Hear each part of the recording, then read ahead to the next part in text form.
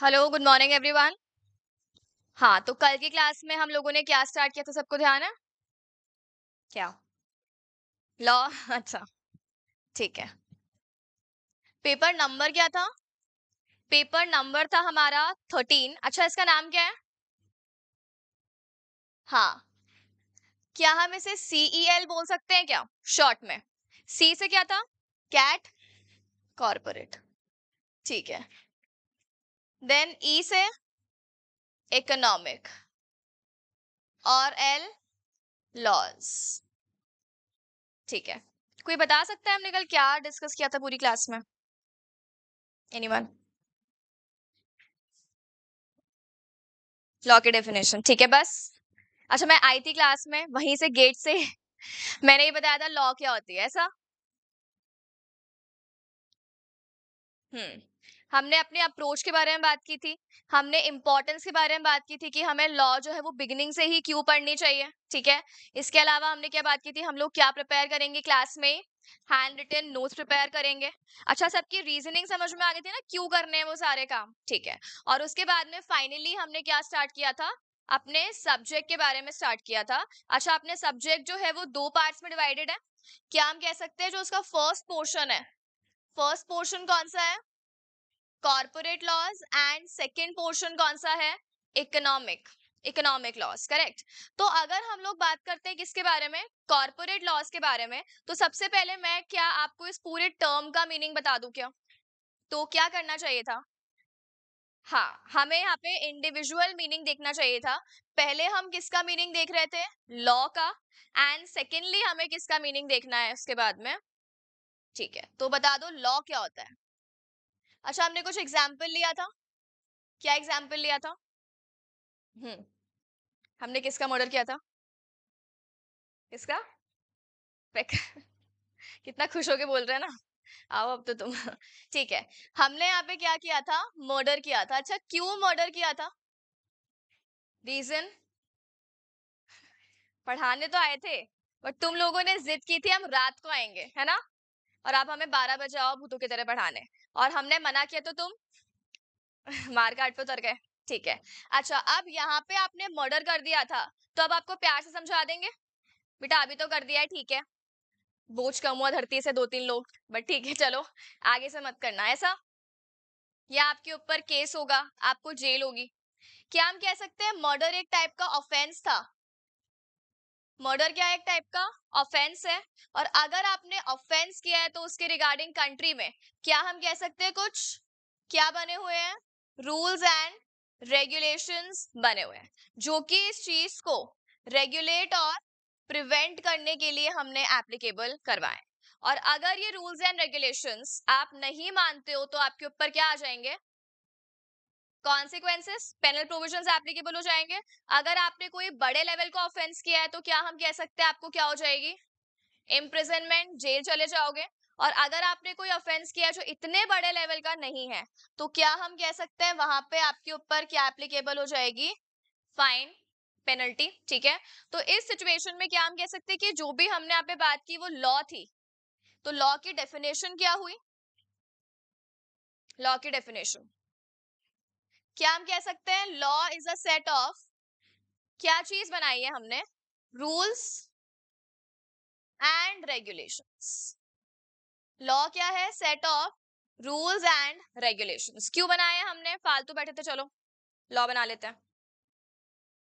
किसी चीज को कंट्रोल करने के लिए, रेगुलेट करने के लिए या गवर्न करने के लिए, करेक्ट। तो क्या हम कह सकते हैं rules and regulations to govern something. Rules and regulations to govern something. अच्छा, ये रूल्स एंड रेगुलेशंस मैंडेटरी थे हमारे लिए या ऑप्शनल थे? ये रूल्स एंड रेगुलेशंस मैंडेटरी थे। क्यों मैंडेटरी क्यों किया इनको? हमने इनको मैंडेटरी क्यों किया है? कोई मानता क्या? इतने सुधरे हुए लोग हैं क्या हमारे यहाँ पे कि अगर आपने कोई चीज ऑप्शनल कर दी और वो मान जाएंगे? ऑब्वियस सी बात है वो नहीं मानेंगे, तो इसीलिए हमें उसे क्या करना पड़ा? इसीलिए हमें उसे मैंडेटरी करना पड़ा। और मैंडेटरी किया तभी तो हमारे पे पेनल कॉन्सिक्वेंसेज आ रहे थे। अगर कोई चीज वॉलेंट्री होती और फिर आप बोलोगे कि हम आपको पनिशमेंट देंगे, तो आप क्या बोलोगे? कि आपने क्या कंपलसरी बोला था क्या? जब कंपलसरी ही नहीं बोला है तो हमारे ऊपर पनिशमेंट किस बात की आएगी, ठीक है। तो इसीलिए हमने क्या बोला, अगर आप इसको मैंडेटरी करते हो तब ही आपके ऊपर हम क्या एप्लीकेबल करवा सकते हैं, नहीं फॉलो करने पे पनिशमेंट पेनल्टीज वगैरह एप्लीकेबल करवा सकते हैं। तो क्या किसी को लॉ में कोई प्रॉब्लम है, लॉ के मीनिंग में, ठीक है। अच्छा, हमने सेकंड क्या स्टार्ट किया था, अब हमें कौन से टाइप का लॉ पढ़ना है। अब जो हमें लॉ पढ़ना है वो लॉ कौन सा रहेगा हमारा, कॉर्पोरेट लॉ। अच्छा, कॉर्पोरेट को समझने के लिए किसी किसी ने कहा था कि कॉर्पोरेट कंपनी के जैसा ही होता है, सेम सिनोनिमस, और किसी किसी ने कहा था कि डिफरेंट होता है। तो हमने डिफरेंस के बारे में बात करनी थी, किस किस के, difference between corporate, body corporate and company के बारे में, ठीक है। अच्छा, कल हमने कुछ एग्जाम्पल लिए थे इसको समझने के लिए, हम किस पे गए थे। अच्छा, हमें क्रिमिनल लॉ पढ़ना था क्या, नहीं, हमें कौन सा लॉ पढ़ना था, कॉर्पोरेट, या हम कह सकते हैं बिजनेस से कनेक्टेड, क्योंकि हमारा जो स्कोप ऑफ वर्क है वो किससे रिलेट करेगा, बिजनेस से रिलेट करेगा। अच्छा, अगर हम लोग बात करते हैं किसके बारे में, बिजनेस के बारे में, तो बिजनेस क्या होता है, कल हमने बात की थी, बिजनेस क्या होता है, बस एक्टिविटी बोल दोगे। हाँ, हमने दो एग्जाम्पल भी तो लिए थे इसके लिए, क्या क्या एग्जाम्पल लिए थे, एग्जाम्पल बता दो। पहले तो मैं सरोजनी नगर गई थी, है ना। तो मैं सरोजनी गई थी, वहां से मैं कितने थाउजेंड के कपड़े लेकर आई थी, 5000 के मैं क्लोथ्स लेकर आई थी, ठीक है। तो मैं सरोजनी नगर गई, मैंने 5000 के क्लोथ्स लिए, और मैं घर आई और मैंने मेरी फ्रेंड को ये क्लोथ्स 6000 में क्या कर दिए थे, सेल कर दिए थे। और मैंने क्या अर्न कर लिया था, मैंने प्रॉफिट अर्न कर लिया था। फिर मैं मम्मी के पास गई थी भाग भाग के, और मम्मी ने मुझे इतना प्यार किया था ना कि बस। क्या किया था मम्मी ने, लात वात मार दी थी मुझे, अभी तक पेन हो रहा है। हाँ, क्यों मारी थी, क्यों मारी थी, हाँ, क्योंकि मैंने यहाँ पे क्या किया, ये एक बार कर लिया, फिर मैं 1 महीने तक गधों की तरह सो रही थी। तो अब यहाँ पर मेरी मम्मी ने मुझे क्या बोला, तुझे क्या बनना था, बिजनेस वुमन। पर क्या बिजनेस वुमन ऐसे वन टाइम एक्टिविटी करके आप बन सकते हो क्या, नहीं। तो अगर आपको बिजनेस करना है तो आपकी एक्टिविटी कैसी होनी चाहिए, किस नेचर की, कंटिन्यूअस नेचर की एक्टिविटी आपकी होनी चाहिए। तो अगर आपने ये एक्टिविटी कंटिन्यू नहीं करी है तो क्या हम कह सकते हैं वो बिजनेस में क्लासिफाई नहीं होगी, ठीक है। अच्छा, अगर हम लोग अब सेकेंड एक्टिविटी की बात करें तो प्रॉफिट अर्निंग था क्या वहां पे, फिर मुझे क्या रियलाइज हुआ था, वन टाइम तो नहीं करना चाहिए, अब क्या कर लेते हैं, चलो बर्गर्स बेच देते हैं। पर मैंने वो बर्गर्स किसको सेल किए थे, हाँ, छोटे मोटे जो बच्चे ऐसे घूमते रहते हैं चैरिटी पर्पस के लिए, सेकंड में मैंने चैरिटी की थी। तो अगेन क्या आप कह सकते हो कि अगर आप चैरिटी करते हो तो वो बिजनेस में क्लासिफाई होगा, नहीं, चैरिटी भी बिजनेस में क्लासिफाई नहीं होगी। तो इससे हमें अगर बिजनेस के कैरेक्टरिस्टिक्स निकालने हैं और हमें डेफिनेशन बनानी है बिजनेस की, तो हम क्या लिख सकते हैं, क्या मैं लिख सकती हूँ business is a type of economic activity, होती है क्या, बिल्कुल, क्योंकि इसमें हम लोग क्या करते हैं, बाइंग सेलिंग ट्रेडिंग मैन्युफैक्चरिंग, ये सारी चीजें। तो business is a type of economic activity which is, दो चीजें थी ना, एक तो आप क्या लिख सकते हो, which is continuous in nature and done with the objective, मेरा मेन प्राइमरी ऑब्जेक्टिव कौन सा होगा यहाँ पे, प्रॉफिट अर्निंग, प्राइमरी ऑब्जेक्टिव क्या होगा यहाँ पे, प्रॉफिट अर्निंग। क्या बिजनेस के डेफिनेशन में कोई इशू है किसी को, पक्का, ठीक है, चलो। अब चले आगे, हमने इसके बाद में ये डिसाइड किया था कि अब तो फाइनली हमें क्या करना है, बिजनेस करना है। तो हमने यहाँ पे 3 टाइप के ऑर्गेनाइजेशन डिस्कस किए थे क्या, कौन कौन से थे, फर्स्ट कौन सा है हमारा, सोल प्रोप्राइटरशिप। सोल प्रोप्राइटरशिप में कितने लोग होते हैं, 20 30 40। सोल मतलब सिंगल, प्रोप्राइटर मतलब ओनर। तो अगर मुझे इंडिविजुअल लेवल पे बिजनेस करना है तो मैं क्या ओपन कर सकती हूँ, मैं सोल प्रोप्राइटरशिप ओपन कर सकती हूँ, करेक्ट, ठीक है। अच्छा, अब मुझे लोगों की रिक्वायरमेंट है तो मैं क्या कर सकती हूँ, सेकेंड पार्टनरशिप ऑप्ट कर सकती हूँ। अच्छा, अगर मैं पार्टनरशिप ऑप्ट करना चाहती हूँ तो वहां पे जो प्रॉफिट्स होंगे क्या वो हम कह सकते हैं उनकी शेयरिंग होगी, ठीक है। अच्छा, प्रॉब्लम क्या हुई थी पार्टनरशिप में, लाइबिलिटी जो थी वो लाइबिलिटी कैसी थी मेरी? अनलिमिटेड लाइबिलिटी थी। अनलिमिटेड लाइबिलिटी का क्या मतलब था यहाँ पे? हमने डेट लिया था, मैंने और मेरे पार्टनर ने मिलके बैंक से, कितने रुपीस का? 10 लाख रुपीस का हम लोगों ने क्या लिया था? डेट लिया था। और वो क्या कर गया था? भाग गया था। तो अब वो भाग गया था तो सारी लायबिलिटी किसके ऊपर आ गई? सारी लायबिलिटी मेरे ऊपर आ गई। तो क्या मुझे यहाँ पे ओनली 5 लाख का पेमेंट करना है या मुझे ओवरऑल 10 लाख का पेमेंट करना है? मुझे पूरा का पूरा 10 लाख का पेमेंट करना पड़ेगा, बिकॉज पार्टनरशिप पे मेरी लायबिलिटी कैसी रहेगी? अनलिमिटेड। क्या सोल्यूशन है? क्या मैं एलएलपी ओपन कर सकती हूँ? अगर मैंने एलएलपी ओपन कर ली तो अगेन वो रहेगी तो पार्टनरशिप ही, क्योंकि एलएलपी में लास्ट में क्या आ रहा है? पार्टनरशिप। बट स्टार्टिंग किससे हो रही है? Limited liability. इसका मतलब अगर कोई पार्टनर भाग भी जाता है तो मेरी लायबिलिटी कितनी रहेगी? जितना मेरा शेयर है उसके अंदर, दैट इज कितनी? 5 लाख रुपीस तक की ही मेरी लायबिलिटी रहेगी। क्या यहाँ तक कोई इशू है? ठीक है, तो हमने 3 फॉर्म्स पढ़ लिए। अच्छा, अब अगर हम लोग बात करें कि मुझे है ना अब पार्टनरशिप से मैं बोर हो गई, मुझे छोटे मोटे लेवल पे बिजनेस करना ही नहीं है, मुझे अब एकदम क्या करना है? एक्सपेंशन करना है। मुझे एकदम बड़े लेवल पे क्या स्टार्ट करना है? बिजनेस स्टार्ट करना है। और दूसरी चीज, मुझे लायबिलिटी भी कैसी चाहिए? क्या बेटर होगा, लायबिलिटी अनलिमिटेड हो या लायबिलिटी लिमिटेड हो? लायबिलिटी लिमिटेड हो, क्योंकि आप क्यों चाहोगे कि आपका घर बार बिक जाए? चाहते हो क्या ऐसा? तो इस सिचुएशन में अगर आपको एक्सपेंशन भी करना है और आपको वो एक्सपेंशन करके आपको लायबिलिटी भी कैसी चाहिए? लायबिलिटी भी लिमिटेड चाहिए, तो मेरे पास कौन सा ऑप्शन है? कंपनी है क्या? ठीक है, मेरे पास कौन सा ऑप्शन है? मेरे पास कंपनी फॉर्म करने का ऑप्शन है। ठीक है, अब तुमने सोच लिया मुझे रात को सपना है, चलो मैं सुबह उठकर गई, मैंने जो मेरी बिल्डिंग थी उसके आगे हटाया पार्टनरशिप का नाम और मैंने लिख दिया कंपनी, और मेरी कंपनी बन गई और मैं गई मम्मी के पास। क्या सही है ये? क्यों? रजिस्टर कहाँ कराऊंगी? अच्छा, एक मैं करी स्टेशनरी के पास में एक रजिस्टर लेकर आई 20 रुपए का।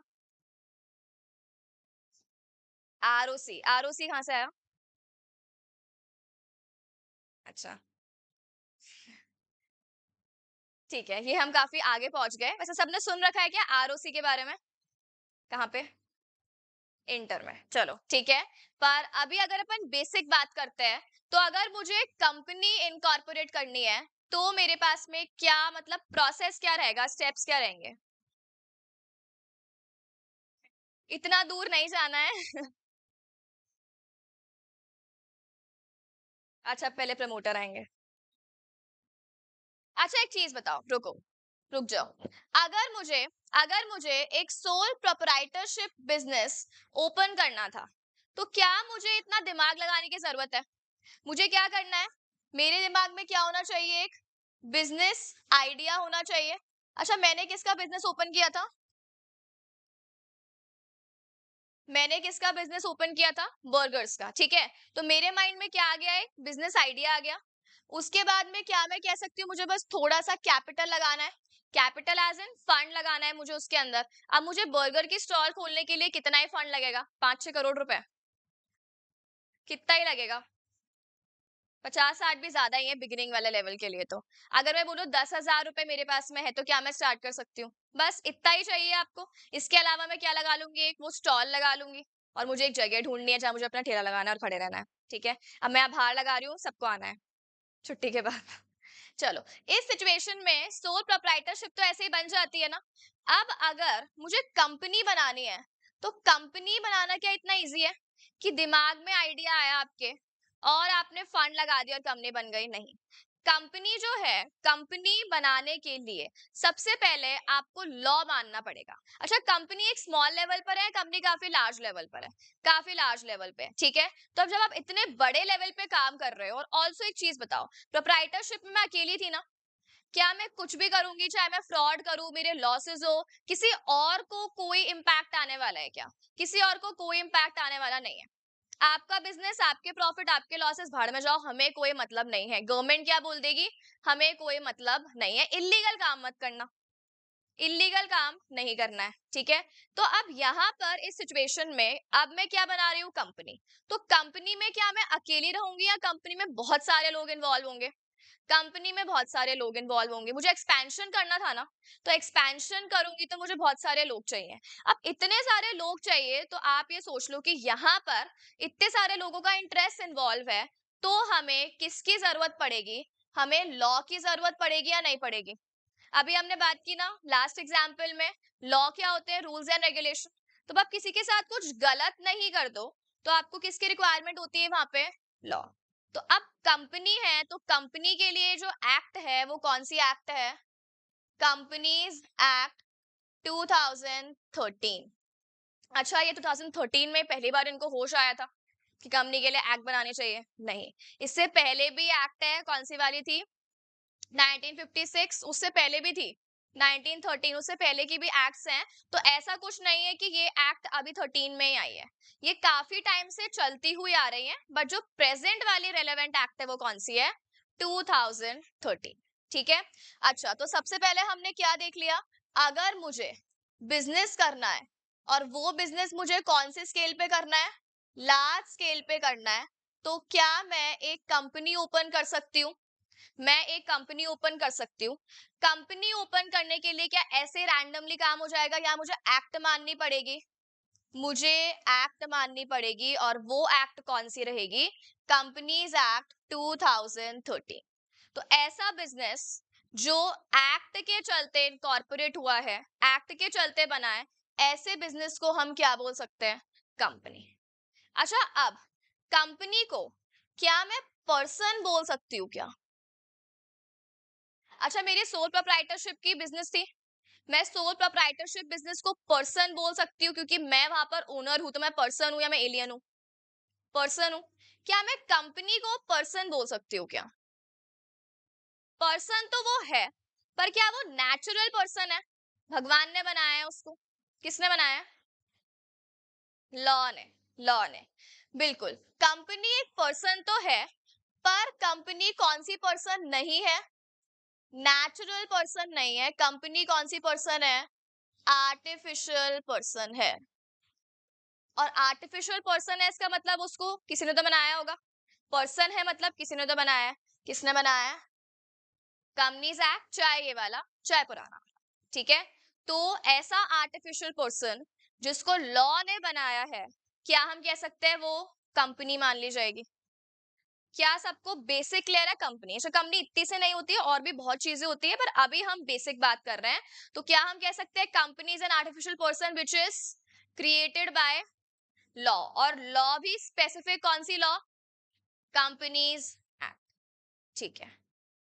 अच्छा, अब कॉर्पोरेट पे आ जाओ। फर्स्ट टर्म क्या था? कंपनी। सेकंड टर्म आ जाओ कॉर्पोरेट पे। कॉर्पोरेट क्या होगा? Body corporate.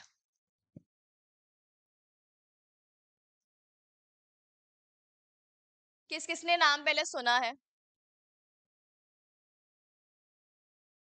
सुना तो सबने।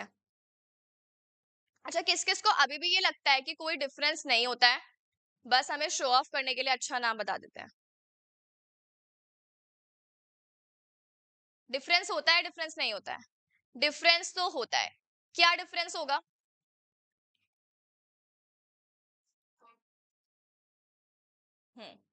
देखो, बॉडी कॉर्पोरेट जो है ना, बॉडी कॉर्पोरेट भी क्या है? एक आर्टिफिशियल पर्सन है। बॉडी कॉर्पोरेट भी क्या है? आर्टिफिशियल पर्सन, यानी कोई नेचुरल पर्सन नहीं है। सेम ही कैरेक्टरिस्टिक्स होते हैं, जो कैरेक्टरिस्टिक्स किसके होते हैं? एक कंपनी के होते हैं, ठीक है। कंपनी जो होती है, क्या एक बात बताओ, कंपनी सेपरेट मानी जाती है क्या अपने मेंबर्स से? जैसे अगर मैं सोल प्रोप्राइटरशिप फॉर्म के बारे में बात करती हूँ, तो सोल प्रोप्राइटरशिप में जो ओनर होता है और जो उसका बिजनेस होता है, जो ओनर है और जो उसका बिजनेस है, क्या ये सेम ट्रीट किए जाते हैं या ये अलग अलग ट्रीट किए जाता है? सोल प्रोप्राइटरशिप में ये सेम ट्रीट किए जाते हैं। अच्छा, एक बात बताओ, अगर मैं मर गई, एग्जाम्पल में मरी हूं, अगर मैं मर गई तो इस सिचुएशन में मेरा जो बिजनेस है, क्या वो चलेगा या बंद हो जाएगा? मेरा बिजनेस ही बंद हो जाएगा, ठीक है। इसका मतलब क्या मैं कह सकती हूँ कि इन दोनों को हमें अलग अलग ट्रीट नहीं करना होता? सोल प्रोप्राइटरशिप जो है उसमें क्या हम कह सकते हैं ये दोनों सेम है? बिल्कुल। पर अगर हम लोग किसके बारे में बात करते हैं, अगर हम लोग कंपनी के बारे में बात करते हैं, तो कंपनी वाले सिचुएशन में कंपनी के जो भी ओनर्स हैं, कंपनी के जो भी ओनर्स हैं और जो कंपनी खुद है, और जो कंपनी खुद है, ये दोनों सेम माने जाएंगे या अलग अलग माने जाएंगे? ये दोनों सेपरेट माने जाएंगे। ये दोनों सेपरेट माने जाएंगे। क्या हम कह सकते हैं ओनर भी पर्सन्स है और कंपनी भी ऑटोमेटिकली पर्सन है, पर ओनर्स कौन से पर्सन है? नेचुरल पर्सन है। और कंपनी कौन सी पर्सन है? आर्टिफिशियल पर्सन है। ऐसा ही होता है। तो क्या मैं कंपनी को बोल सकती हूँ company is a separate legal entity? Company क्या है? Separate legal entity. ये अपने मेंबर से क्या होती है? सेपरेट होती है, अलग होती है। इसके बारे में डिटेल में हम चैप्टर में बात करेंगे, पर अभी बेसिक क्लियर है क्या? ठीक है। अब यहाँ पर वापस आ जाओ किसके ऊपर? बॉडी कॉर्पोरेट के ऊपर। क्या मैं कह सकती हूँ बॉडी कॉर्पोरेट एक आर्टिफिशियल पर्सन है? बिल्कुल। क्या मैं कह सकती हूँ बॉडी कॉर्पोरेट एक सेपरेट लीगल एंटिटी है? यानी उसके मेंबर्स अलग हैं, ओनर्स अलग माने जाएंगे और वो जो कॉर्पोरेट है वो खुद अलग माना जाएगा। ठीक है। अच्छा, क्या यहाँ पर भी क्योंकि ये आर्टिफिशियल पर्सन है तो इसको किसने क्रिएट किया होगा? गॉड ने, या पेरेंट्स ने, या फिर लॉ ने? तो क्या हम कह सकते हैं it is also created by law? It is also created by law. अब क्या डिफरेंस है इसमें और कंपनी में? सेम ही तो पॉइंट लिखे हैं हमने। कंपनी में भी तो आपने यही लिखा था, artificial person, separate legal entity and created by law. यहां पर भी हमने सेम लिखा है। डिफरेंस कहां दिख रहा है इसमें? यहां पर कंपनी के केस में हमने जो क्रिएटेड बाय लॉ लिखा था वो लॉ स्पेसिफिक है। जो हमने क्रिएटेड बाय लॉ लिखा था वो लॉ कैसी थी? वो लॉ स्पेसिफिक थी। कौन सी लॉ थी स्पेसिफिक? Companies act. इसका मतलब कंपनी जिस लॉ में बनती है वो स्पेसिफिकली कौन सी एक्ट है? वो स्पेसिफिकली कंपनीज एक्ट है। क्या ये चीज समझ में आई? इसके अलावा अगर कोई भी आर्टिफिशियल पर्सन है, सेपरेट लीगल एंटिटी है, जो किसी अदरवाइज लॉ में बनता है, किसी भी लॉ में आर्टिफिशियल पर्सन है, किसी भी लॉ में बनता है, उसे हम क्या कहेंगे? Body corporate. उसे हम क्या कहेंगे? Body corporate. तो अब अगर हमें डिफरेंस करना हो और मुझे यहाँ पे कंपनी लिखना हो तो मुझे बताओ फर्स्ट पॉइंट सेम रहेगा क्या? आर्टिफिशियल पर्सन दोनों है, सेपरेट लीगल एंटिटी दोनों है, क्रिएटेड बाय लॉ यहां पर भी आएगा, पर यहां पर लॉ स्पेसिफिक है। यहां पर स्पेसिफिक लॉ कौन सी है? चाहे अभी वाली कंपनीज एक्ट या फिर प्रीवियस वाली कंपनीज एक्ट। पर इस सिचुएशन में ये जो है वो क्या हो सकती है? Any law. बॉडी कॉर्पोरेट में क्या हो सकता है? Any law. कंपनी में कौन सी लॉ आएगी? एग्जाम्पल की अगर हम लोग बात करें, अच्छा अभी हमने रिसेंटली एलएलपी की बात की है, हमने रिसेंटली एलएलपी की बात की है। क्या एलएलपी भी आर्टिफिशियल पर्सन है? एलएलपी भी आर्टिफिशियल पर्सन है। एलएलपी की अपनी खुद की एक्ट है क्या? एलएलपी की भी अपनी खुद की एक्ट है। कौन सी एक्ट है? LLP act 2008। LLP act 2008। तो क्या हम ये बोल सकते हैं that LLP is a company या LLP is a body corporate? Company कौन बोल रहा था? एलएलपी कंपनी है, ठीक है। एलएलपी कंपनी है या एलएलपी बॉडी कॉर्पोरेट है? क्यों? एलएलपी कंपनीज एक्ट में रजिस्टर्ड है क्या? नहीं। एलएलपी एनी लॉ में रजिस्टर्ड है क्या? क्या ये एलएलपी एक्ट एनी लॉ का पार्ट बनेगी? नहीं बनेगी? बिल्कुल बनेगी। ठीक है। तो क्या हम कह सकते हैं यहाँ पर LLP is a type of body corporate? Yes और नो? कोई प्रॉब्लम इसमें किसी को कि कंपनी क्यों नहीं है और बॉडी कॉर्पोरेट क्यों है? कंपनी एक्ट वाली नहीं है ना ये, कोई भी अदरवाइज एक्ट वाली है। अच्छा, इसके अलावा अपनी फेसबुक है, फेसबुक क्या अपने इंडिया में आके अपने कंपनीज एक्ट में रजिस्टर्ड है क्या, या वो बाहर अपने एक्ट में रजिस्टर्ड है? यूएस में अपना खुद का कंपनीज एक्ट है, यूके का अपना खुद का कंपनीज एक्ट है। ये जो बाहर वाली कंपनीज है, क्या हम ये बोल सकते हैं ये बाहर वाली कंपनीज इंडिया के कंपनीज एक्ट 2013 में रजिस्टर्ड है? अगर कोई बाहर की कंपनी है, हम उसे फॉरेन कंपनी बोल सकते हैं क्या? अगर कोई बाहर की कंपनी है, वो अपने कंपनीज एक्ट में रजिस्टर्ड होगी, या वो अपने बाहर के कंपनीज एक्ट में रजिस्टर्ड होगी? एक बात बताओ, कोई कंपनी इंडिया की है, कोई कंपनी इंडिया की है, तो आप उसको क्या बोलोगे? नहीं नहीं, तुम इंडिया वाले एक्ट में मत बनो, तुम तो यूएस वाले कंपनीज एक्ट में रजिस्टर्ड हो जाओ। सही है क्या ये सुनने में? तो फिर बाहर वाली कंपनी बाहर के एक्ट के अकॉर्डिंग बनेगी या हमारे एक्ट के अकॉर्डिंग बनेगी? बाहर के एक्ट के अकॉर्डिंग। पर वो इंडिया में आकर बिजनेस नहीं कर सकती क्या? बिजनेस तो कर सकती है, बनी कहां पर है? बाहर। बिजनेस कहां पर कर सकती है? इंडिया में कर सकती है। तो क्या हम उसे कंपनी बोलेंगे या वो बॉडी कॉर्पोरेट का पार्ट है? वो भी बॉडी कॉर्पोरेट का पार्ट है। तो तुम्हें आइडेंटिफिकेशन कैसे करना है? कंपनीज एक्ट में बनी है तो कंपनी, कंपनीज एक्ट में नहीं बनी है तो it will be treated as body corporate. क्या ये चीज क्लियर है? अच्छा, अब फॉर एग्जाम्पल एक कंपनी है एबीसी लिमिटेड, और इस कंपनी को दो लोगों ने बनाया है, लेट्स से एक है मिस्टर ए और एक है मिस्टर बी, ठीक है? अब ये कंपनी है, तो एक बात बताओ ये कौन सी एक्ट में आएगी? कंपनीज एक्ट 2013 में आएगी, ठीक है? अब है ना, यहाँ पे मिस्टर ए क्या बोलता है? ये कंपनी है। और मिस्टर बी क्या बोलता है? ये बॉडी कॉर्पोरेट है। मिस्टर ए क्या बोल रहा है? ये कंपनी है। और मिस्टर बी क्या बोल रहा है? ये बॉडी कॉर्पोरेट है। मिस्टर ए ठीक है या मिस्टर बी ठीक है, या दोनों ठीक है? दोनों ठीक है। कैसे? तुम सब पढ़कर आए हो क्या पहले? अच्छा, हाँ। कोई ऐसा कहना चाह रहा है नहीं मिस्टर ए ही ठीक बोल रहा है क्योंकि ये तो कंपनी है, तो बॉडी कॉर्पोरेट कैसे होगी? एक चीज बताओ, बॉडी कॉर्पोरेट की डेफिनेशन में क्या हम एनी लॉ लिखते हैं? बॉडी कॉर्पोरेट की डेफिनेशन में क्या हम लोग एनी लॉ लिखते हैं? क्या ये एनी लॉ में बेचारी कंपनीज एक्ट नहीं आ सकती क्या? क्या हमने कहीं पर भी लिखा any law excluding companies act? नहीं लिखा ना। तो क्या हम कह सकते हैं कंपनी लॉ भी एनी लॉ का पार्ट होगी? तो बॉडी कॉर्पोरेट में कंपनी आएगी या नहीं आएगी? बॉडी कॉर्पोरेट में कंपनी आएगी। अब तुम एक चीज बताओ, स्कोप की अगर हम लोग बात करें तो किसका स्कोप वाइडर है और किसका स्कोप नैरो है? बॉडी कॉर्पोरेट वर्सेस कंपनी में से बॉडी कॉर्पोरेट का scope is wider and company का स्कोप इज नैरो। अब मैं एक स्टेटमेंट लिखती हूँ, बताना सही है क्या?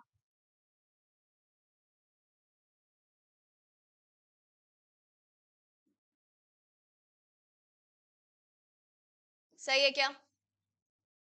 और अगर मैं वाइस वर्सा कर दूं तो क्यों?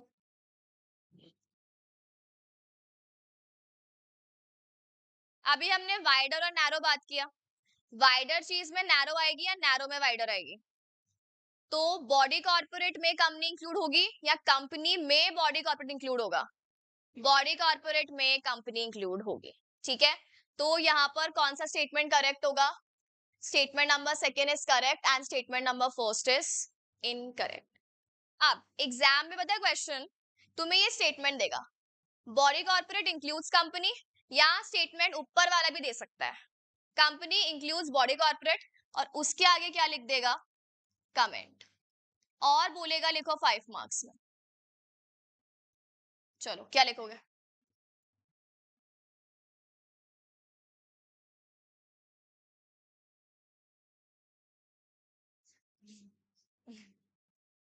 अच्छा, किस किस को ये लिखता है? बस हम तो ये लिख के आएंगे कंपनी जो है वो नैरो होती है, बॉडी कॉर्पोरेट वाइड होती है, हो गए इंक्लूड, काम खत्म, निकलो। ऐसे लिख के आना है क्या? ऐसे लिख कर आओगे तो मार्क्स आएंगे क्या? ऐसे? अच्छा एक बात बताओ, यहाँ पर अगर किसी ने ऐसे लिख भी दिया, क्या लिखा उसने?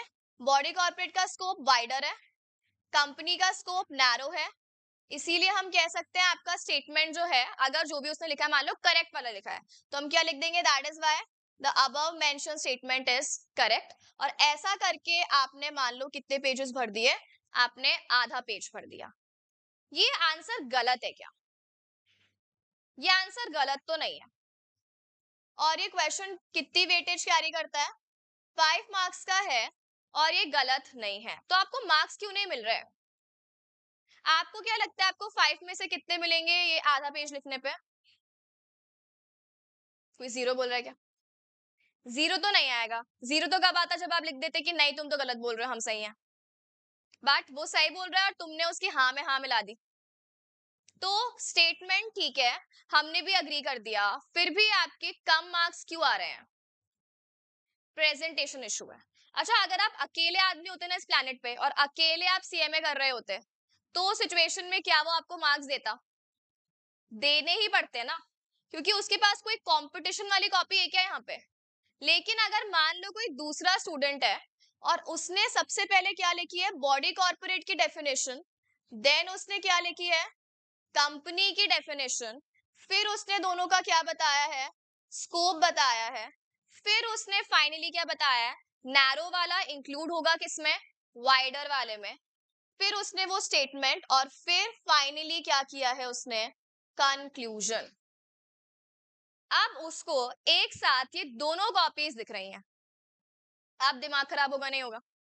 तुमने वो देखा होगा इंस्टाग्राम पे मीम आता है, जब तक एक लड़की मिल रही है तब तक तो कैसी भी आ जाए अच्छी है, जैसे ही एक से ज्यादा दिख गई तो फिर दिमाग खराब होता है ना, शिट। वो वाला सॉन्ग भी तो आया है भी रणबीर कपूर का, कि पहले वाली, ऐसा कुछ है ना उसमें स्टेटमेंट। हाँ, कि पहले वाली जो मिली थी तो ऐसा लगता था कि यही है बस, फिर वो चले गई और नई वाली आ गई तो लगता है कि ये पहले क्यों नहीं मिली। ऐसा ही होता है क्या? तो जब आपके पास कोई अकेला इंडिविजुअल पर्सन है और आप उसको चेक कर रहे हो, तो उस सिचुएशन में क्या आपके पास कोई कंपैरिजन करने के लिए है? नहीं, तो वो आपको मार्क्स दे देगा। बट अभी उसके पास में ये 2 बच्चे होंगे या हजारों बच्चे होंगे, तो अब उसको क्या सबको पास करना है, सबको अच्छे मार्क्स देना, सबको रैंक देनी है क्या? नहीं। तो वो कंपैरिजन करके जिसका प्रेजेंटेशन अच्छा है उसको मार्क्स देगा नहीं देगा।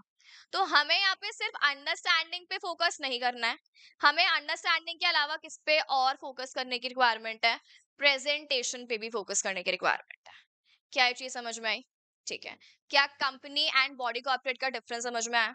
अब चले वापस अपने सब्जेक्ट पे। सब्जेक्ट का क्या नाम है? सब्जेक्ट का नाम है कॉर्पोरेट लॉज।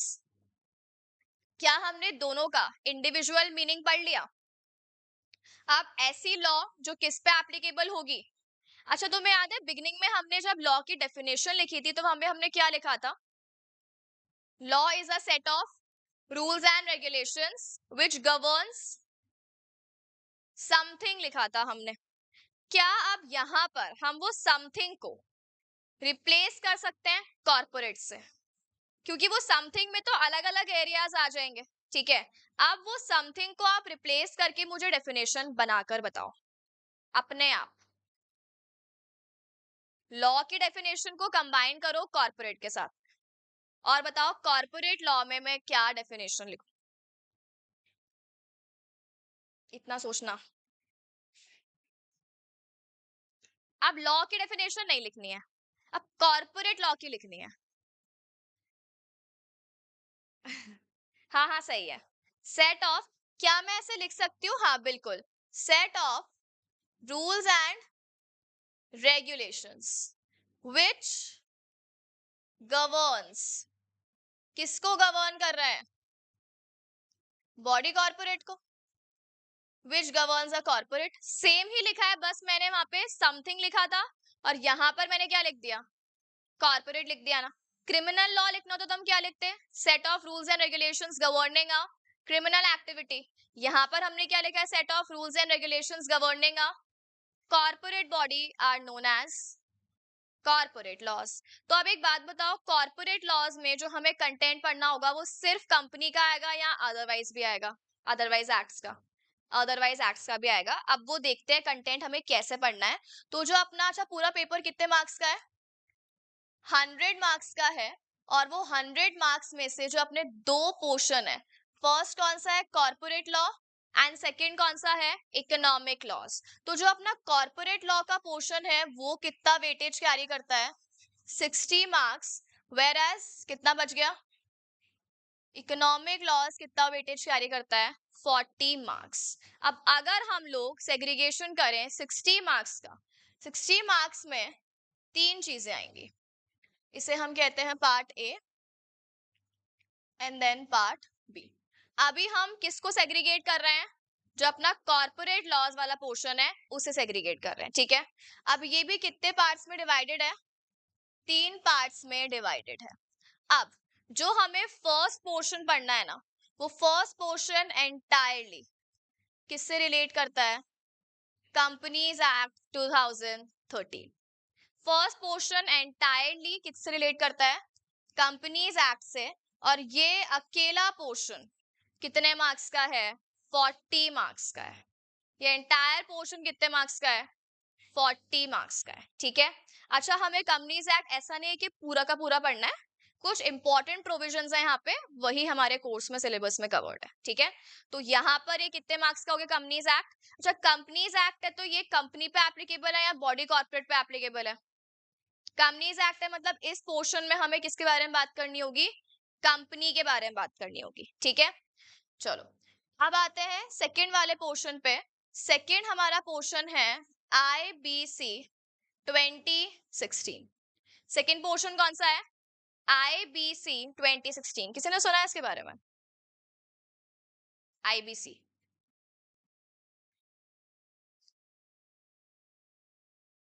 IBC है insolvency and bankruptcy code. IBC क्या है, इंसॉल्वेंसी एंड बैंक्रप्सी कोड। ये क्या है, अजीब सा, पहली बार सुन रहे हैं, तुक्का लगाओ, इंसॉल्वेंसी क्या होती है, वाओ।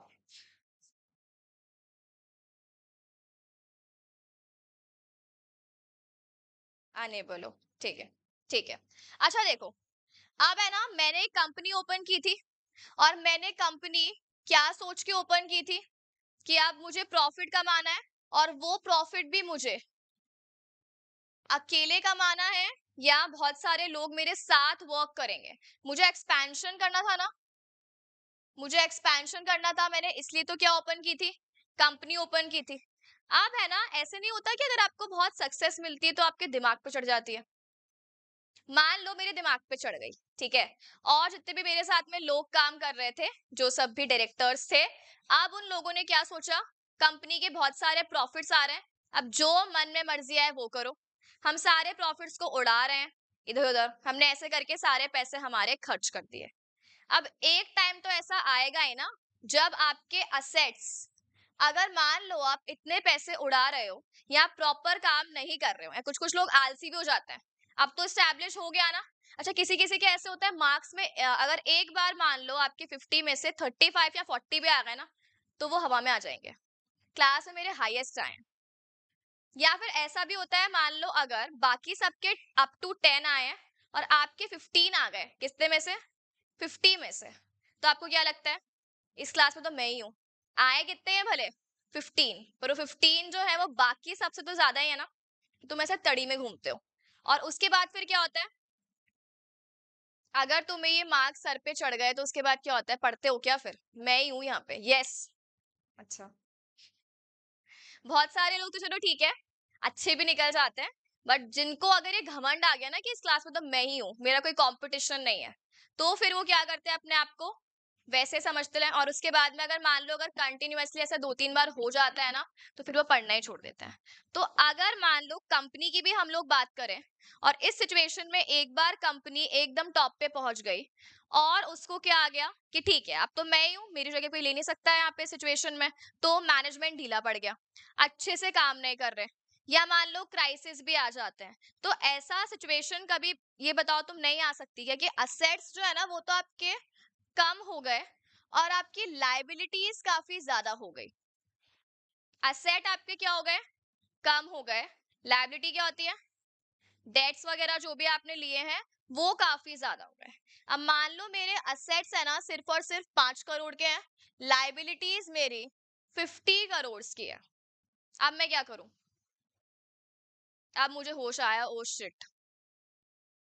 और अब टाइम बचा है क्या मेरे पास रिकवरी करने के लिए? अब जितने भी क्रेडिटर्स हैं, बैंक्स वाले हैं, मेरे सर पे आके नाच रहे हैं, पैसा दे पैसा दे पैसा दे। अब मैं क्या बोल रही हूँ, नहीं है, क्या कर लोगे, निकलो। क्या करेंगे? निकल जाएंगे। वो मेरी कंपनी बिकवा देंगे। इतना पैसा अगर आपने किसी कंपनी में लगाया है, तो क्या वो ऐसे ही छोड़ देंगे क्या पैसे को? वो ऐसे ही उस पैसे को नहीं छोड़ेंगे। लायबिलिटी अनलिमिटेड है, मेरे घर तक तो नहीं आ सकते, पर कंपनी तक तो आ ही सकते हैं। अब उस सिचुएशन में मेरे पास में दो ऑप्शन रहेंगे। बताओ क्या ऑप्शन रहेंगे मेरे पास? एसेट सेल कर दूं? अच्छा, मैंने अगर सारे के सारे एसेट सेल कर भी दिए, तो कितने रुपए आएंगे मेरे पास में? और 45 करोड़ के लोग बेचारे रोए। और कोई ऑप्शन नहीं है। अच्छा, अगर तुम्हें एक बार तुम्हारे जीरो आ जाते हैं, 2 बार जीरो आ जाते हैं, तो तीसरी बार क्या तुम सीएमए छोड़ दोगे? वापस पढ़ोगे? तो क्या कंपनी को भी वापस से रिवाइव नहीं करना चाहिए? खुद को रिकवरी करनी चाहिए ना? अभी तक वो एफर्ट नहीं कर रही थी। तो क्या हम कह सकते हैं जो स्टेप नंबर 1 रहना चाहिए, वो स्टेप नंबर 1 क्या होना चाहिए? आप ऐसी प्रॉब्लम को क्या करो? आप ऐसी प्रॉब्लम को ट्राई करो कि सॉल्व हो जाए। प्रॉब्लम क्या है? क्या प्रॉब्लम है? असेट्स आपके कम है, लाइबिलिटीज आपकी ज्यादा है। तो ऐसी प्रॉब्लम को क्या करो? ट्राई करो सॉल्व करने का। पर अब मान लो कुछ भी नहीं हो रहा, किसी आदमी ने 20 अटेम्प्ट दे दिए, बन ही नहीं रहा, क्या करे? 21वां अटेम्प्ट दे। दे तो सकता है, बट हम उसको क्या एडवाइस करेंगे भाई?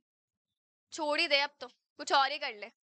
तो उस सिचुएशन में अगर सॉल्व हो जाती है then well and good, but अगर सॉल्व नहीं होती है, तो हम फाइनली उसको बोलते हैं गिव अप करने के लिए। अब कंपनी को क्या बोलेंगे? जाके मर जा। कंपनी को हम बंद करेंगे, बंद करके जो भी पैसा है उससे पे ऑफ करेंगे। ठीक है? तो सेकेंड सिचुएशन क्या हो जाएगी? बिजनेस को आप क्या कर दो? क्लोज कर दो, जिसे हम कहते हैं वाइंडिंग अप या लिक्विडेशन। डिटेल में हम बाद में बात करेंगे। अब ये आपको कैसे करना है? सुनने में तो बहुत इजी लगता है, ये कर दो वो कर दो। क्या इतनी इजीली हो जाएगा क्या? नहीं। इसके लिए हमें क्या पढ़ना है? अपना सेकंड पोर्शन। सेकंड पोर्शन क्या है? Insolvency and bankruptcy code. और इसमें आपके लिए प्रैक्टिस करने का बहुत अच्छा स्कोप है, काफी चल रहा है ये अभी। तो यहाँ पर बेसिकली क्या बोला है, अगर ऐसी कोई प्रॉब्लम्स है और इन प्रॉब्लम्स को आपको क्या करना है? सॉल्व करना है। वो कैसे होगा? वो कहाँ लिखा हुआ है हमारे insolvency and bankruptcy code. Year कौन सा है? 2016। ठीक है, तो ये अपना क्या रहेगा? हमने क्यों बात की इसके बारे में? क्योंकि ये अपने कॉर्पोरेट लॉ का कौन सा पोर्शन है? सेकेंड पोर्शन है। और ये सिर्फ कितने मार्क्स का है? 10 मार्क्स का। अच्छा, ये कोड एंटायरली बहुत ही वास्ट है, पर ये 10 मार्क्स का हमारे सिलेबस के अकॉर्डिंग जो कंटेंट है, वो सिर्फ कंटेंट कितना दिया है? जो इंपॉर्टेंट है ना आपके लिए वही दिया है। मतलब ना आपको पूरा कंपनीज एक्ट पढ़ना है, ना आपको पूरा ये कोड पढ़ना है। रेलेवेंट वाली जो चीजें रहेंगी नॉलेज के लिए, वो ही हमारे सिलेबस में कवर्ड है। ठीक है? तो दो टॉपिक्स हो गए, कौन कौन से? कंपनीज एक्ट एंड सेकेंड कौन सा है? आईबीसी। अब चलते हैं थर्ड टॉपिक पे। थर्ड टॉपिक के 3 पार्ट्स हैं। फर्स्ट है कॉर्पोरेट गवर्नेंस, सेकंड है सोशल रिस्पॉन्सिबिलिटी, एंड थर्ड है हमारा सस्टेनेबिलिटी। अच्छा, कितने मार्क्स रह गए? 10 मार्क्स। तो जो रिमेनिंग 10 मार्क्स हैं वो यहाँ पर आ जाएंगे। और 3 टॉपिक्स कौन कौन से हैं? फर्स्ट क्या है? नहीं नहीं, इसका कॉर्पोरेट गवर्नेंस, सेकंड क्या है, और थर्ड क्या है? सस्टेनेबिलिटी। किसी ने सुना है क्या? हाँ, क्या होता है? तो सुना है बस, दूर दूर से। पास में हम जाके हाथ नहीं लगाते खतरों को। हाँ। हम्म। ठीक है। अच्छा, एक बात बताओ। अब मैंने है ना अपनी कंपनी खोल ली थी। अब कंपनी खोल के मैं उड़ रही थी ना हवा में। अब मुझे क्या लगा कि यार अब है ना बहुत पैसे कमा तो लिए हैं, पर एक बात बताओ, इंसान की लालच की कोई लिमिट होती है क्या? इंसान की लालच की कोई लिमिट नहीं होती है। तो अब इस सिचुएशन में मुझे भी क्या आती है? लालच आती है। अब है ना, मुझे क्या दिखाई दे रहा है कि यार गवर्नमेंट का बहुत बड़ा क्या आ रहा है? टेंडर आ रहा है। और मैं चाहती हूँ कि मेरी इमेज यहाँ पर बढ़े, और मुझे गवर्नमेंट का टेंडर कैसे भी करके अक्वायर करना ही करना है। पर मुझे कोई टेंडर दे नहीं रहा। मुझे कोई टेंडर दे नहीं रहा। अच्छा, तुम्हारे पास अगर ये ऑप्शन हो कि तुम्हारी रैंक आ जाएगी, अगर तुम 1 करोड़ रुपए मुझे मुझे तो मत दो, वहां पे दोगे इंस्टीट्यूट में, तुम्हारी रैंक आ जाएगी AIR 1, कौन कौन देगा? दे दो। बाकी सब नहीं देंगे क्या? रेप्यूटेशन कितनी मिलेगी तुम ये तो देखो। कमा लेंगे। लोग लोन भी तो लेते हैं, एजुकेशन लोन, वो क्यों लेते हैं? एक बार ये लोन मिल जाए, हमारी पढ़ाई कंप्लीट हो जाए, हमें डिग्री मिल जाए, और अल्टीमेटली हम कमा कर तो चुका ही देंगे। तो अब किसी किसी को ऐसे लालच भी तो होती है। तो वहां पर अगर मैं यहाँ पे इस तरीके से टेंडर ले रही हूँ, तो क्या मैं कह सकती हूँ कि मुझे अगर सही तरीकों से वो टेंडर नहीं मिल रहा है, तो मैं वहां पर क्या काम करूंगी? मैं वहां पर ब्राइब देने का काम करूंगी। ब्राइब क्या होती है? रिश्वत। ठीक है। क्या ये चीज सही है? चलो, ब्राइब की एक एग्जांपल हमने ले लिया।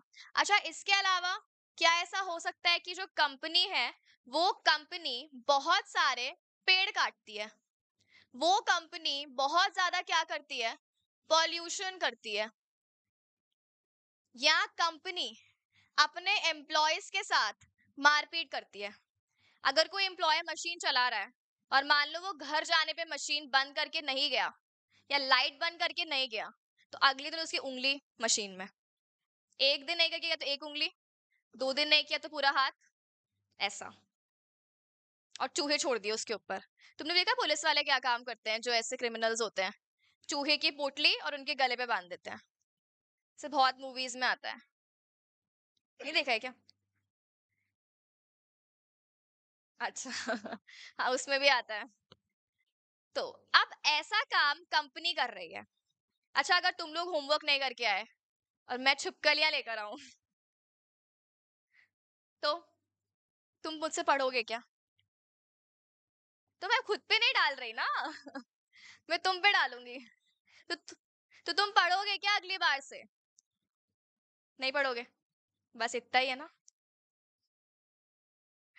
तो यहाँ पर अगर एक कंपनी, अच्छा उस कंपनी के सुनो, उस कंपनी के प्रॉफिट्स तो बहुत सारे हैं, उस कंपनी के प्रॉफिट्स तो बहुत सारे हैं, लेकिन वो ऐसे सारे उल्टे काम करती है। तो क्या ये चीज सही है? आपने एक चीज ढंग की कर ली, प्रॉफिट कमा लिए, पर बाकी सारे काम या इवन प्रॉफिट कमाने का भी काम आप कैसे कर रहे हो? गलत तरीकों से। तो क्या हम कह सकते हैं कि इस सिचुएशन में ये चीज अलाउड होगी? अलाउड नहीं होगी। अगर आपने बहुत ही ओवर पोल्यूशन किया, तो गवर्नमेंट आपको बैन भी कर सकती है। तो आप क्या लॉन्ग टाइम में सरवाइव कर पाओगे, या कुछ टाइम प्रॉफिट कमा के बंद हो जाओगे? तो क्या हमें सिर्फ प्रॉफिट पे ध्यान देना है, या अदर भी बहुत सारे एस्पेक्ट्स होते हैं जिसपे हमें ध्यान देना है? अदर एस्पेक्ट्स भी होते हैं जिसपे हमें ध्यान देना है। तो ये एस्पेक्ट्स जो है वो कौन कौन से हैं, इसके अलावा कैसे ध्यान देना है, वो सब कुछ हम कहाँ पढ़ेंगे? इस कौन सा पोर्शन है? थर्ड वाला पोर्शन। क्या क्या है इसमें headings? First topic corporate governance, second social responsibility, and third क्या है? सस्टेनेबिलिटी। और ये कितने मार्क्स का वेटेज है इसका? 10 मार्क्स का। क्या ये पूरा क्लियर है? अभी हमने क्या डिस्कस किया, बताओ एक बारी।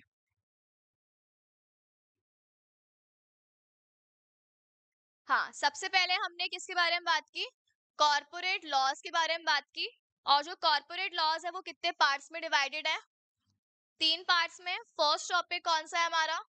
Companies act. सेकंड कौन सा है? आईबीसी। एंड थर्ड कौन सा है? Corporate governance, social responsibility and sustainability. ठीक है। चलो, अब चलते हैं अपने सेकंड पोर्शन पे। सेकंड पोर्शन कौन सा है? Economic laws. अच्छा, ये जो इकोनॉमिक लॉज है कितने मार्क्स की रिमेनिंग है? 40 मार्क्स का पोर्शन है। इसमें। अच्छा, अब इकोनॉमिक लॉज के बारे में अगर हमें लिखना हो डेफिनेशन, कैसे करेंगे? सबसे पहले हम किसके बारे में बात करेंगे? सबसे पहले विल डिस्कस अबाउट इकोनॉमिक क्या होता है, एंड देन लॉ तो हमें पता है, और उसके बाद में हम लोग क्या कर देंगे उसको कंबाइंड। तो अगर हम लोग किसके बारे में बात करें, इकोनॉमिक के बारे में बात करें, तो क्या हम कह सकते हैं इकोनॉमिक किससे डील करेगा? एंटायर इकोनॉमी से। इकोनॉमिक्स किससे डील करेगा? एंटायर इकोनॉमी से डील करेगा। अच्छा, आप पूरी इकोनॉमी में जो एक्टिविटीज हो रहे हैं, क्या हम कह सकते हैं अल्टीमेटली वो जो एक्टिविटीज हैं वो प्रोडक्शन, कंजम्पशन और डिस्ट्रीब्यूशन, सबने पढ़ी होगी इकोनॉमिक्स, ये सारी एक्टिविटीज आती है वहां पे। तो एक इकोनॉमी की एक्टिविटीज जो है वो कौन कौन सी हो सकती है? प्रोडक्शन, कंजम्पशन, डिस्ट्रीब्यूशन, वही जो हमने बिजनेस में बात की थी, बाइंग, सेलिंग, ट्रेडिंग, यही सारी एक्टिविटीज होंगी। अब तुम एक बात बताओ, अगर हमें ये सारी एक्टिविटीज जो है, ये सारी एक्टिविटीज करनी है, तो क्या इन सारी एक्टिविटीज के लिए, और वो भी इतने वाइड स्केल पे अगर ये हो रही है, इकोनॉमी के लेवल पे हो रही है, क्या रूल्स एंड रेगुलेशन चाहिए होंगे या नहीं चाहिए होंगे? हमें वहां पर भी रूल्स एंड रेगुलेशंस चाहिए होंगे। तो क्या हम कह सकते हैं इकोनॉमिक एक्टिविटी को गवर्न करने के लिए जो भी लॉ एप्लीकेबल होगा, वो लॉ कौन सा लॉ होगा? वो लॉ होगा इकोनॉमिक लॉ। बनाओ डेफिनेशन अपने आप जल्दी। Any set of rules and regulations that govern an economy are known as economic laws. अब क्या तुम्हें लग रहा है हमें पैरट बनने की जरूरत है? हम खुद ही बना सकते हैं लॉ को। ठीक है, चलो आगे का हम लोग कल करते हैं। अच्छा, कल से प्रॉपर अपना चैप्टर स्टार्ट हो जाएगा, चैप्टर फर्स्ट। ठीक है, ओके।